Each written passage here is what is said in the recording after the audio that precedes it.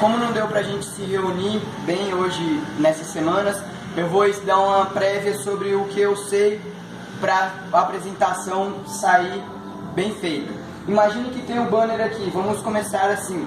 A primeira classificação do banner, a primeira introdução é sobre trombocitopenia.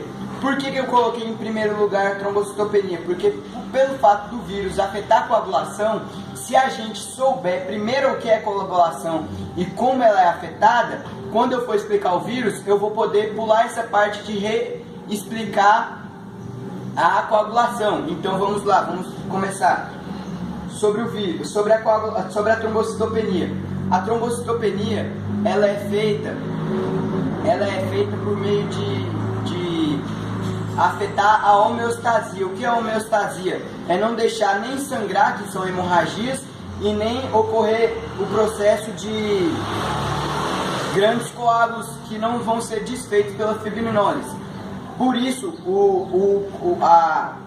a coagulação ela é feita em 3 etapas: agregação, adesão e o coágulo. O coágulo ele é formado por indução de algum hormônio, de alguma célula, de alguma coisa de bioquímica básica, por exemplo, de um soro que você põe glicosado, pode causar, eu vou explicar mais à frente, mas quando o organismo é induzido a produzir, o que acontece? A veia tem uma parte que ela é chamada de íntima, uma camada da veia que é chamada de íntima. Ela faz no que produz colágeno. Esse colágeno ele vai induzir a produção de trombina. A trombina vai ser convertida em fibrinogênio, que vai ser convertido em fibrina.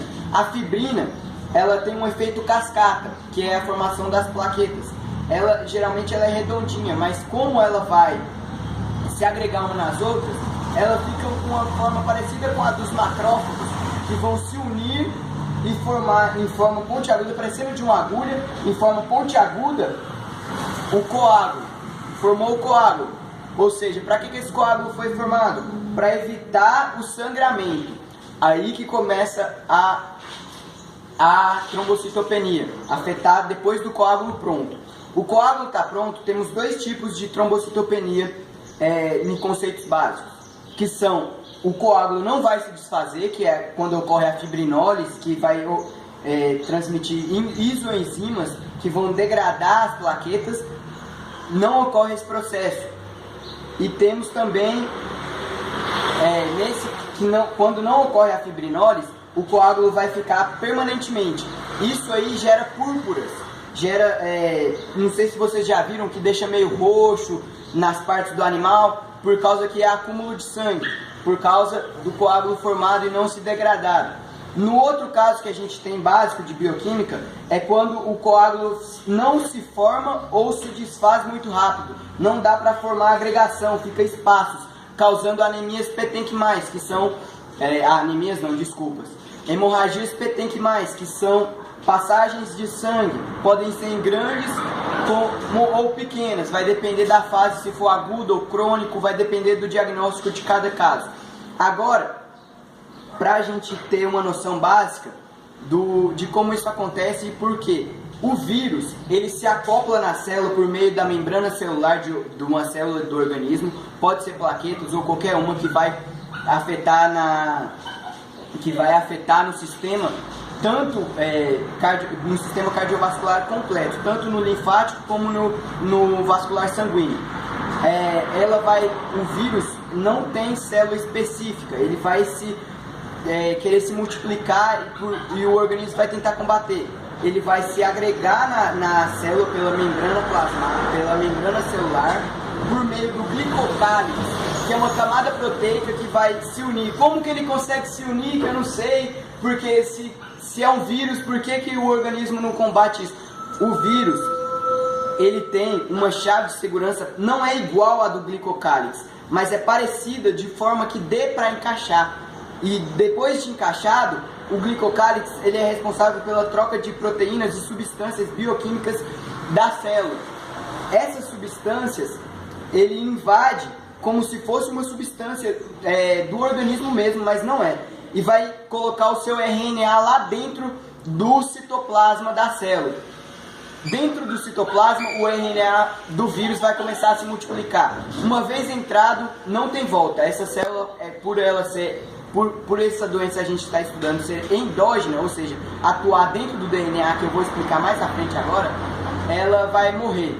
A única cura dela é a morte. Esse RNA vai ser convertido por meio de matéria básica de genética, que é transcrição, que a gente tem no banner, por isso que eu estou falando, estou dando uma coisa, mas as etapas vai estar no banner certinho. Aí vai acontecer a transcrição do RNA para o DNA, o DNA vai ser mandado para o genoma. O que é o genoma? Fica no núcleo. Nesse núcleo, a gente vê que na genética, que só tem DNA celular lá dentro, não tem RNA, tem os RNA mensageiros que vão entrar e sair. Por isso que o vírus pega como forma o RNA para entrar no genoma. Ele entra como se fosse, como eu disse mais cedo, uma coisa normal do organismo, mas não é, e ele começa a infectar a célula, a infectar a célula. E aí, o que acontece? Esse vírus, ele vai atuar no genoma, atuou no núcleo, infectou o núcleo, ele vai começar agora a produzir novos RNAs virais, que o vírus nada mais é do que um RNA com cápsula proteica, ou DNA em alguns casos, vai depender do vírus, no nosso RNA, envolvido por uma cápsula proteica que vai mandar para fora da célula, que vai infectar outras células. Isso acontece em milhões de segundos, muito rapidamente, e por isso que ocorre a trombocitopenia, que é a hemorragia petenquimais, porque vai atuar, o sistema vai ficar focado em combater o vírus e vai deixar de organizar certas partes, sobrecarregando alguns órgãos, que a gente vai ver que é os tecidos afetados pela doença mais à frente. No banner vai estar lá no final. Aí a gente vai poder ver isso aí. No caso, que eu estava falando dos teciduais. O que eu estava falando? Espera que deu um branco aqui. O vírus vai pegar e foi mandado para fora da célula, afetou tanto o sistema sanguíneo quanto o cardiovascular, porque ele afeta todas as células, ele vai buscar uma maneira de se multiplicar, que no processo na imunologia a gente chama de... Atende o telefone, Mariana? Na imunologia a gente chama de MHC, processo de virulência. Dá pausa no vídeo, cara? Aí eu estava falando sobre o processo de virulência, que o vírus vai afetar tanto o sistema linfático como o cardiovascular, e por causa de ele ficar focado em determinada coisa, em determinada espécie. Pausa de novo, pai. Não vai. Deu um pequeno entrevista aqui, mas a gente já resolveu, coisa de clínica. Mas eu estava falando sobre a virulência. Qual que é a importância de saber a virulência? Tanto por afetar a anemia, que não é o caso, e a coagulação, e tanto para a gente poder pedir exames para diagnosticar. Um deles que foi citado é o PCR. O PCR, qual que é a função do exame PCR? Ele é uma proteína C reativa que atua na imunologia básica. Ele vai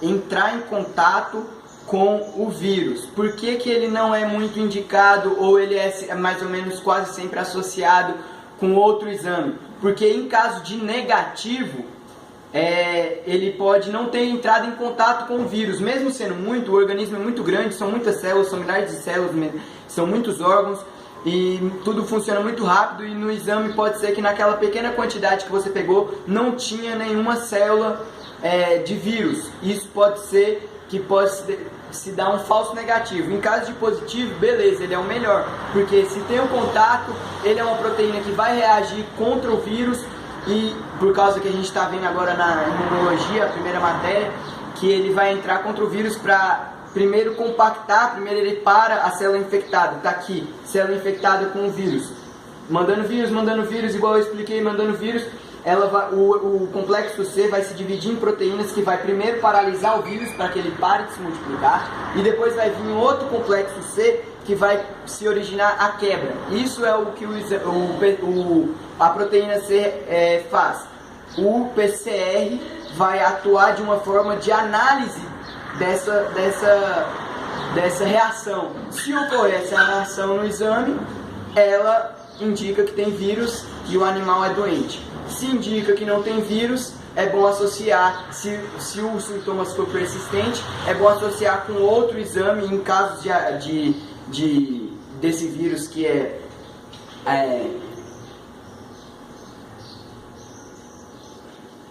o Retroviridae. Ele tem tanto no equino, quanto no humano, quanto no cachorro. O PCR, geralmente em clínica, a gente pede junto com dielisa ou dielisa, por causa dos hormônios IgG e IgM que vão indicar também a presença de vírus, melhor fechando o diagnóstico. Agora a gente vai para as profilaxias, que é uma maneira de não se contagiar. Da mesma maneira que você não vai se contagiar, pode ser uma maneira de você pegar, ou seja, o inverso do que eu falar aqui agora vai ser como se pega. Vai ser por transfusões sanguíneas, por meio de feridas abertas, que é contato com sangue, por meio de secreções, diversas coisas. E aí a gente vai ver que é basicamente isso. Se a gente usar luvas e tudo mais, máscara, a gente não vai entrar em contato com secreção, não vai entrar em contato com o vírus e não vai pegar. Da mesma forma, se a gente tiver um animal medicado, sadio, vai pegar. Não vai pegar. E aí a gente vai ver no final as referências de onde eu peguei essas informações do dois livros de hematologia, um de imunologia e um de patologia. O imunologia e o de hematologia foi de humanos, para ter uma noção bem específica da trombocitopenia com a formação de plaquetas, que em veterinária é difícil de achar, e patologia e hematologia também em veterinárias. Aí pronto.